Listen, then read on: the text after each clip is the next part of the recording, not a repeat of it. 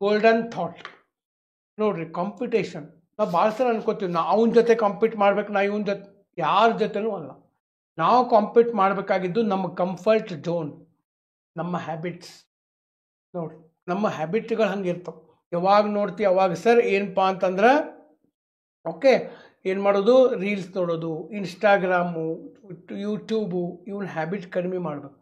Distraction, social media, ಒಣ ಉಸಾಬರಿಗಳನ್ನೆಲ್ಲ ನೋಡ್ತಿರ್ತೇವೆ.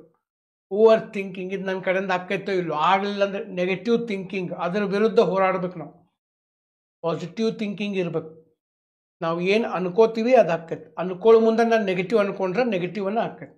Lack of discipline, ನಮ್ಮಲ್ಲಿ ಒಂದು ಡಿಸಿಪ್ಲಿನ್ ಇರಬೇಕು. ಓಕೆ, ಇವೆಲ್ಲದರ ವಿರುದ್ಧ ನಾವು ಹೋರಾಡಬೇಕು. ಇನ್ಡಿಸಿಪ್ಲಿನ್ ವಿರುದ್ಧ ಹೋರಾಡಬೇಕು, ಲೇಜಿನೆಸ್ ವಿರುದ್ಧ ಹೋರಾಡಬೇಕು, ಬ್ಯಾಡ್ ಹ್ಯಾಬಿಟ್ಸ್ ವಿರುದ್ಧ ಹೋರಾಡಬೇಕು. ಇನ್ನೊಬ್ಬರ ಜೊತೆ ಅಲ್ಲ, ನಮ್ಮ ಜೊತೆ ನಾವು ಹೋರಾಟ ಮಾಡಬೇಕು. ಬಟ್ ನಾವು 99% ಏನು ತಿಳ್ಕೊಂಡಿರ್ತೀವಿ, ನಾವು ಇನ್ನೊಬ್ಬರ ಜೊತೆ ಕಾಂಪೀಟ್ ಮಾಡಬೇಕು. ನಮ್ಮ ಜೊತೆಗೆ ನಾವು ಕಾಂಪೀಟ್ ಮಾಡ್ಬೇಕು. ಇನ್ನೊಬ್ಬರ ಜೊತೆ ಕಾಂಪೀಟ್ ಮಾಡೋದು ಏನೂ ಇಲ್ಲ. ನನ್ನ ಪಾಯಿಂಟ್ ಅರ್ಥ ಆಗಿದೆ ಅಂತ ನಾನು ಭಾವಿಸ್ತೀನಿ.